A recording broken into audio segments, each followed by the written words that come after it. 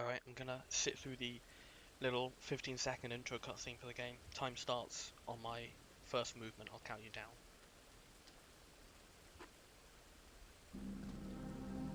Alright.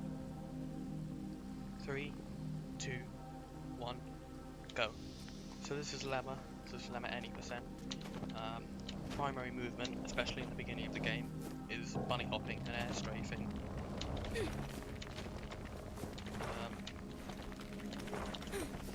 And well, this game has a momentum glitch in it, which when you are moving sideways in any way in the air, mess that up,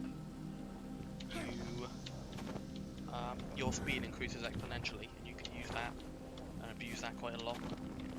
You can build up sideways momentum by arcing your camera in the air and also holding a sideways direction while you're jumping. So this is the first area. It's called Rain. Abilities unlock procedurally in this game, so I can't wall run or use the game's main mechanic of creating walls, floors and blocks as you move until the game tells me about them. You can cancel a slow ledge grab animation by using your momentum, like I did just there, to propel yourself past a ledge and do a quick ledge grab when you reach the right height. This is a second area called Dawn. There's another animation cancel. At this point in the game, I'm going to unlock wall running. That being said, wall running caps your speed, so there are some places where it's not really a good idea to wall run because you're limited in what you can do.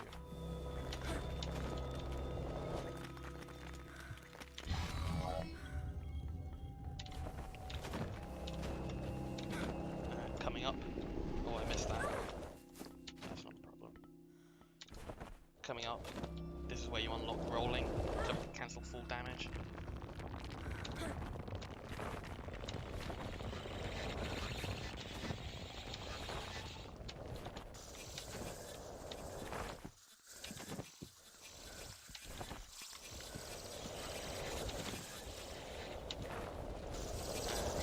There's a little puzzle here that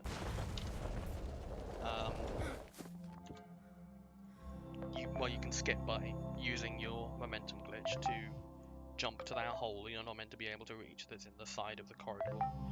You're meant to use you're meant to connect up a power grid that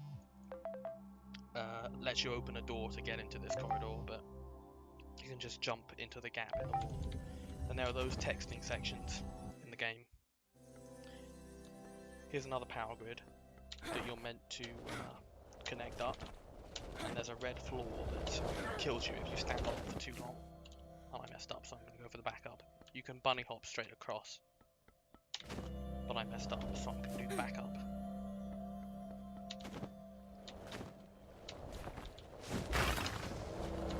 There, you unlock the jump kick. The jump kick propels you forward with a short burst of speed. And there's RNG with that red floor there. I got good RNG. This is... wow. I don't think I've done that before. This is the forest area of the game, the third area of the game. This is where you unlock wall running and sliding on the floor to create surfaces on which you can move. There is another section of power grids which you're meant to connect up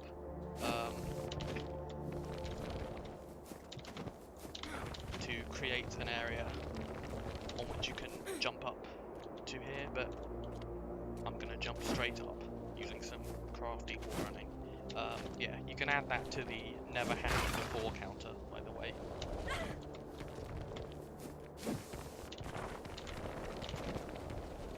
I assume there is a never happened before counter.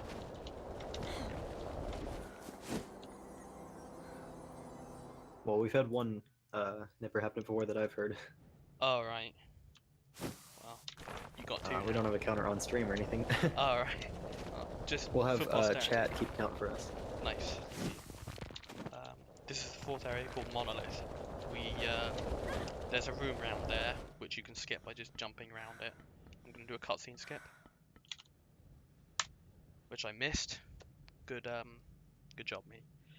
What you're meant to do to skip that cutscene is, while the cutscene is fading in, you quick save, and then you pause and load the quick save you just made, and that skips the cutscene. But I missed it. That has happened before a lot of times. That cutscene skip is pretty precise timing.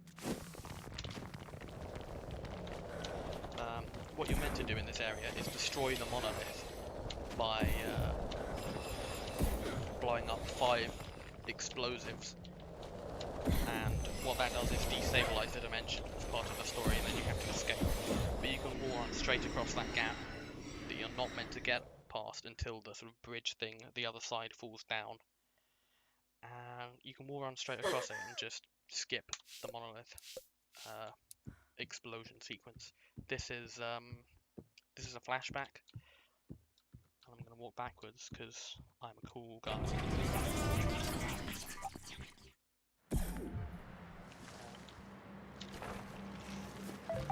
I'm going to roll or try to kick by left clicking off of that signal tower so that I can walk when the phone is brought up automatically at the beginning of this area. You're not meant to be able to do this, but doing it saves some time because you can connect to the power grid you need to connect to unlock the door at the end of this room.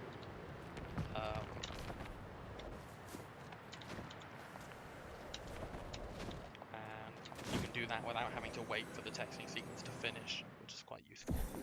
These are the fractured terrains, or the game refers to them as fracture for short in the menus and such.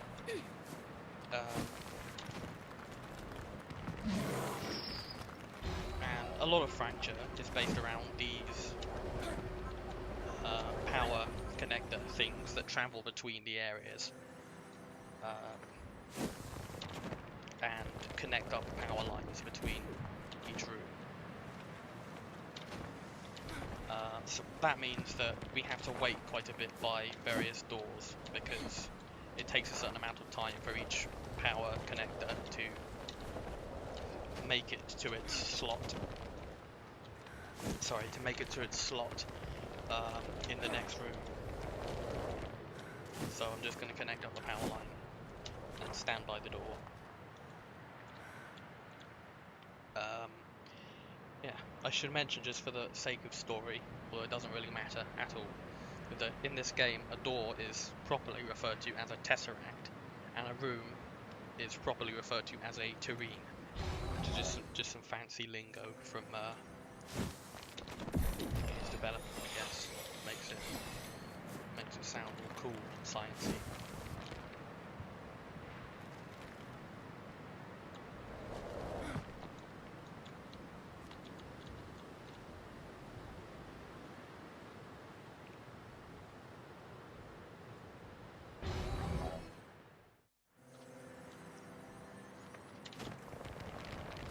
Connect up this power grid. This one's quite simple.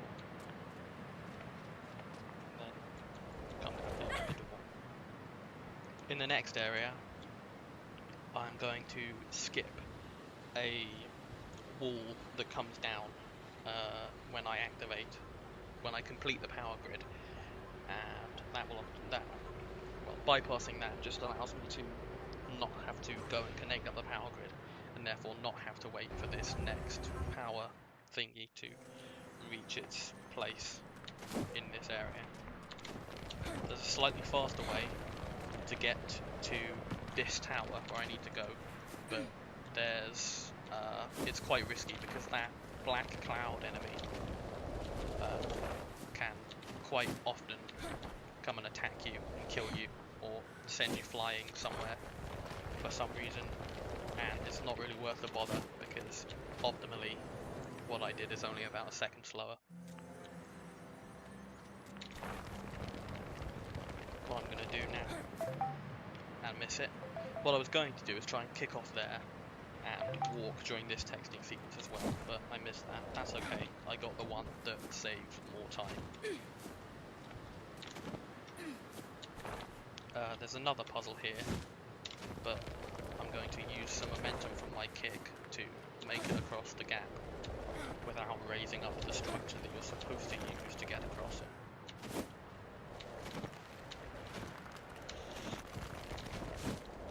Use my kick off the ledge there so that I can maintain momentum. And now we're introduced to the area called Fortress, and these things called follower cubes, which let you create walls and blocks from thin air by holding and pressing shift.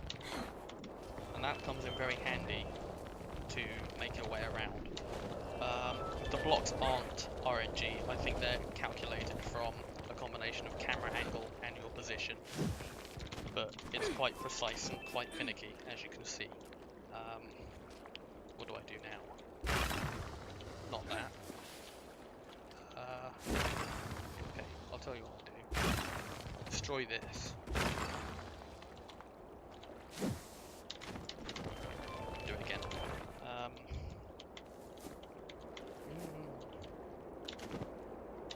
So you're meant to connect up. You're meant to light up 3 power switches to bring this wall down, but you can jump over it. So you can skip the puzzle, as with so many puzzles in this puzzle game.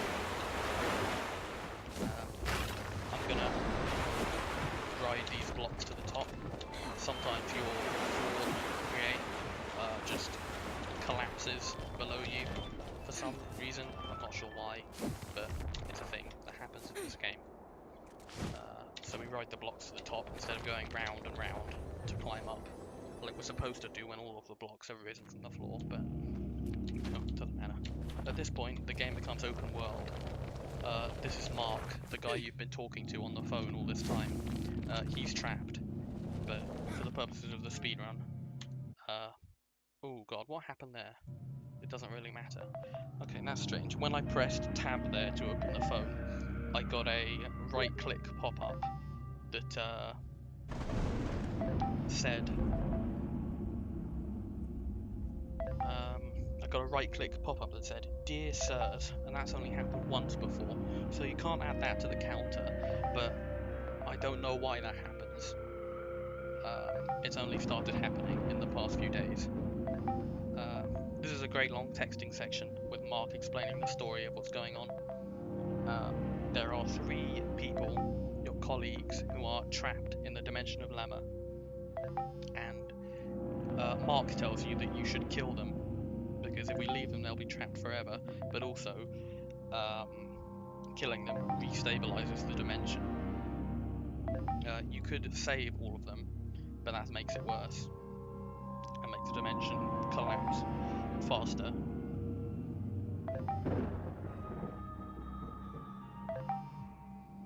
He sends you a map with this long spiel. The map's useless because we already know where to go. Yeah, so we're gonna go around.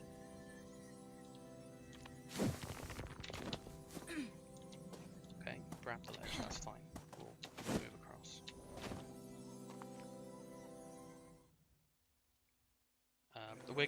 We're gonna kill all of the people because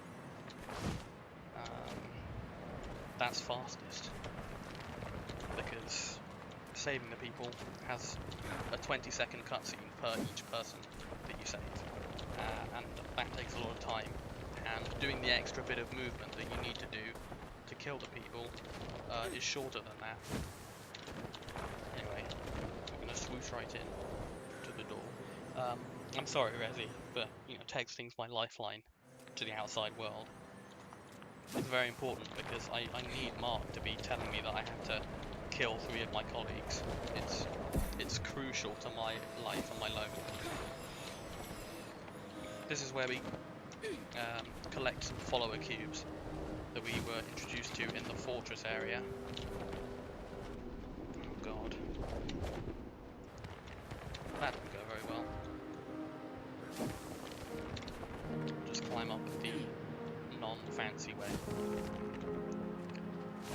you're meant to do another puzzle here, but naturally you can skip it. You're meant to lower bits of this tower bit by bit to get the follower cubes, but you can just climb up to get them anyway without doing any of the puzzle.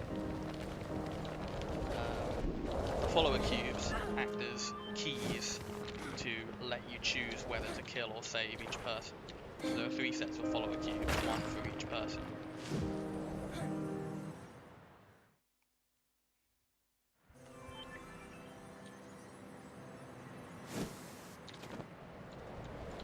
And now we're going to make our way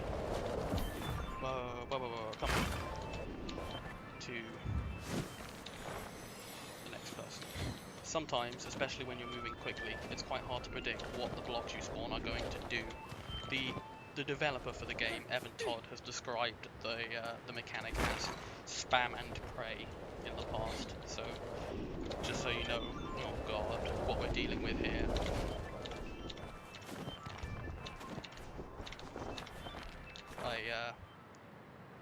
If you accidentally hold sideways as you bunny hop, you get pinged off in whatever direction you are holding, because you have a lot of control of your direction on the ground, and that is quite annoying.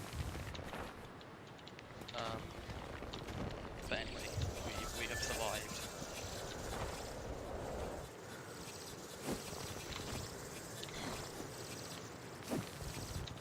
These enemies here will follow you and then explode. They're very annoying. Playing this area casually is very hard, but we're gonna dodge them, which I'm very glad we can do.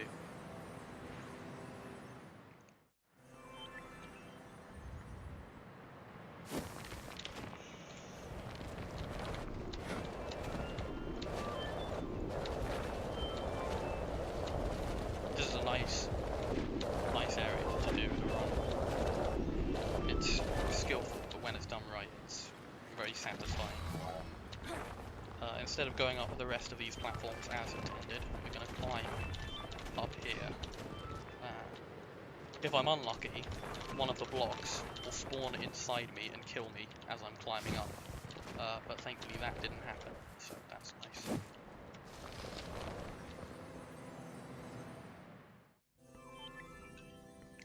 This is where we meet and then kill our first person. This is Daniel, who you're about to see. We're going to connect up half of this puzzle, but for some reason connecting up half of this puzzle completes the whole puzzle and opens the door. It's slightly slower, but it's a lot more consistent to do the puzzle instead of trying to clip through the bottom of this room and get into this room without doing the puzzle. And it's not worth it in a run. It's not an RTA viable strat in my opinion to clip through. So I'm going to place the follower cubes and then grab onto this structure and die as it explodes at the same time as placing the cubes, which warps me back here, and I shouldn't have jumped there. That's fine. Misclicker. There you go. And now we're out of this first area. Instead of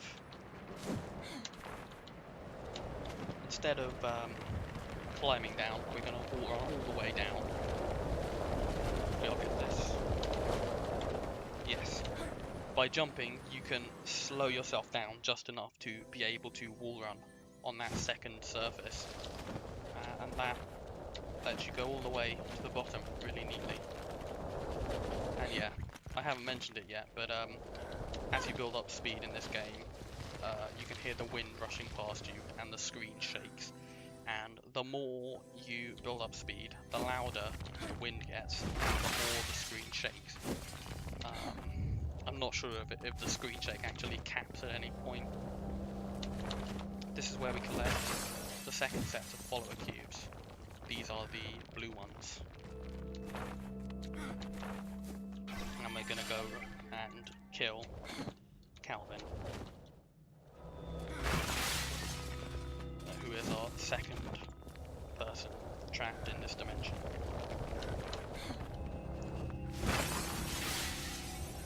And according to Mark, they were already dead, but, you know, if you save them, they return to the real world and survive, although they are apparently traumatized by their experience. So we jumped across that gap. We're now going to connect this nice power grid. There's no way to skip this, there's no way to clip into the door or anything. As far as I'm aware, the loading zone isn't active until the door actually opens. You can't bunny hop across there because when you're in the air, you're not standing on the floor naturally, and that means the power grid won't line up. This area is one of the most inconsistent with block spawns.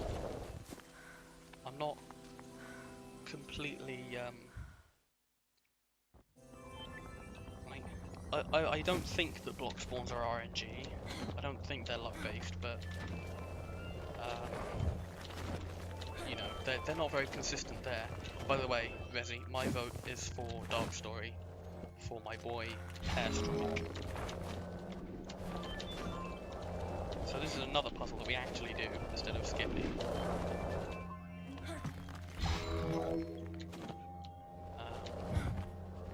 You have to raise this door out of the floor by lighting up 2 out of 3 of those switches. Now there's a big light puzzle in this room. I've routed it and it takes about a minute and 20 seconds. But we can skip it.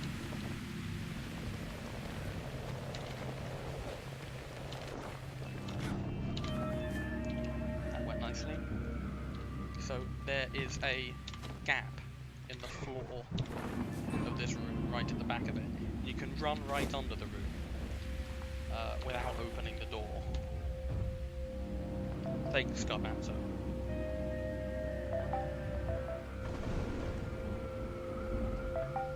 And it's pretty handy because that's, I think, the longest puzzle in the game, and you don't have to do it, so that's nice.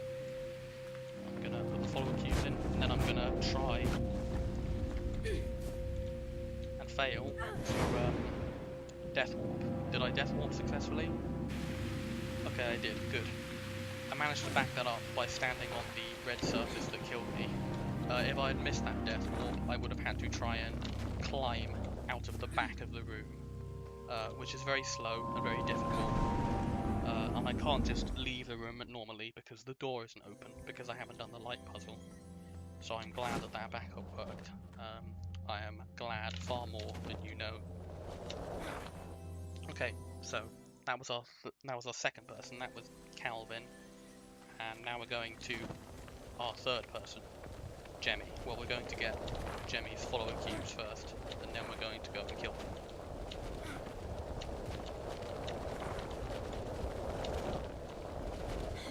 Okay, was a little low on that jump. F.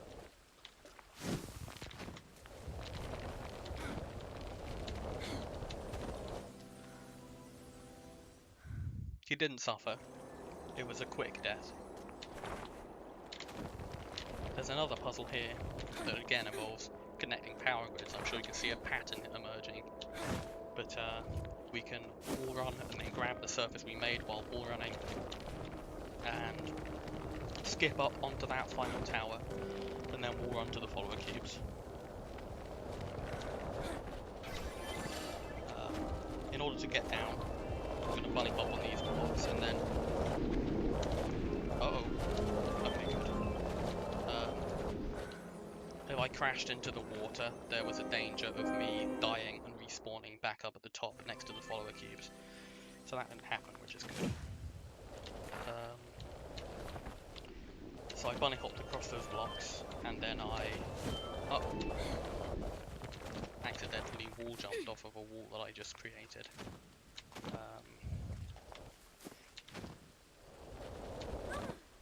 So yeah, I bunny hopped and then was able to create a wall as I fell in that last room to slow myself down before the game automatically voided me out because I fell too far.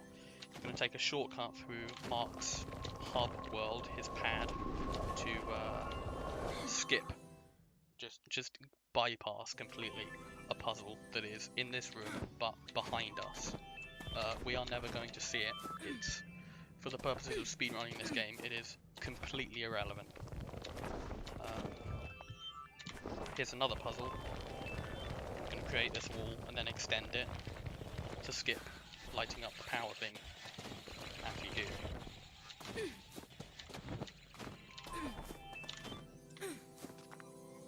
And now, this is the last area of this is the last area where you kill someone. We're about to meet Jemmy. There's a great big long puzzle here.